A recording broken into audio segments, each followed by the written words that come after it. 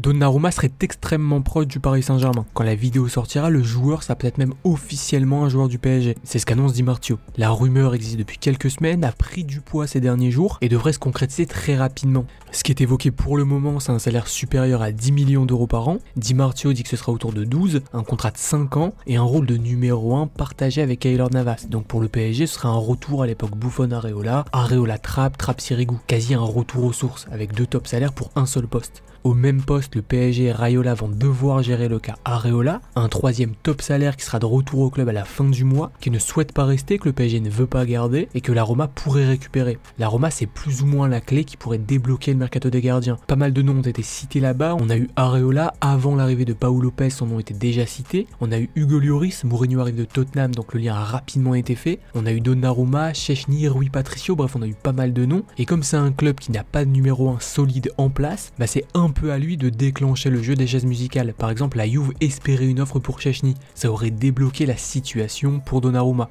Le PSG espère une offre pour Areola, logique, mais ne serait pas contre un transfert de Lloris vers l'Italie, parce qu'un départ du français ouvrirait une porte en Angleterre, à Londres, et que c'est là-bas que veut vivre Areola. En première ligue, il a une super cote, donc départ de Lloris signifie possibilité de proposer Areola à Tottenham. Si ça arrive, les négociations dureront 10 secondes. Encore une fois, Areola rêve de rester à Londres, donc si la porte s'ouvre et que Tottenham est intéressé, il ne ratera pas le train. Son gros handicap, c'est son salaire, c'est ce qui fait que la Roma est moyennement prête à s'y intéresser, c'est ce qui fait que le PSG n'arrive pas à le vendre. Mais en cas d'offre de Tottenham, la direction du PSG sait qu'Areola fera un effort sur son salaire pour y aller. C'est pour ça qu'un départ de Lloris à la Roma serait vu comme une très bonne chose en interne. En attendant son départ, le PSG aura donc 3 top salaires à assumer au poste de gardien de but. Je crois que c'est du jamais vu, enfin hors PSG c'est du jamais vu, puisqu'il y a eu la période Trapp Areola Buffon en 2018 qui a duré quelques semaines. Derrière, Trapp avait été prêté et le PSG avait fait confiance au duo Areola Buffon pour assurer au poste. Ça n'avait pas fonctionné, ça avait été une catastrophe et aujourd'hui on peut se demander pourquoi le PSG a décidé de retourner dans cet immense bourbier. Le club avait enfin trouvé un numéro 1 qui était décisif dans les grands matchs, sur lequel l'équipe pouvait compter pour sortir des masterclass en C1 et leur sauver le cul. Le club avait enfin trouvé son patron dans les cages, un patron qui s'est très bien intégré, qui a activement participé à la vie du groupe et à l'intégration de ceux qui sont arrivés au club après lui, comme l'aurait fait un mec qui est là depuis 10 ans, une relation de confiance s'est logiquement installée. Navas a décoloré ses cheveux pour ressembler aux autres pétasses de l'effectif, il s'est plié à leurs coutumes, en bon catholique, il a écouté le conseil que Saint Ambroise avait donné à Saint Augustin,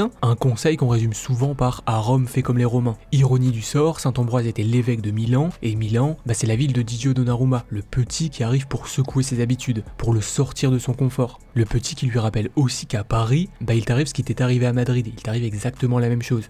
Personnellement, je n'aurais jamais imaginé voir Donna à Paris. J'ai même encore un peu de mal à y croire. Pour moi, Donnarumma, c'est Milan. Pour moi, Donnarumma, c'est la Serie A. C'est l'Italie. Mais force est de constater que si Di Marzio dit vrai, Donnarumma deviendra Paris. Ce qu'il avait catégoriquement refusé d'être en 2017. Et ce qu'il ne voulait pas devenir il y a encore quelques semaines, quelques jours. Le point de départ de Donnarumma à Paris, c'est la seconde place du PSG en Ligue 1. Forcément, le joueur n'est pas vu comme une solution à un problème, mais le problème est vu comme la conséquence des mercatos à budget réduit de ces dernières années. Et la solution serait le recrutement.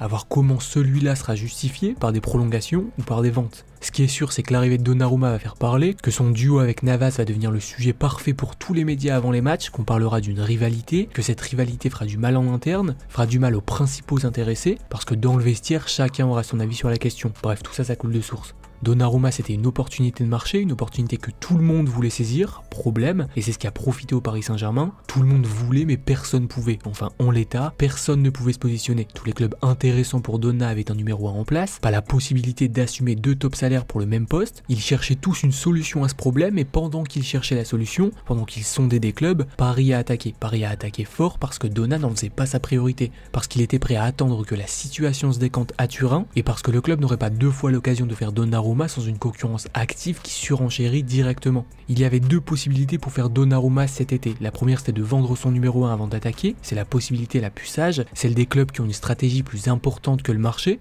La seconde, c'est celle du PSG. Je ne dis pas que c'est la mauvaise, mais stratégiquement, c'est la plus sale, la plus agressive, c'est aussi la plus risquée, mais au final, c'est celle qui t'assure de signer le joueur.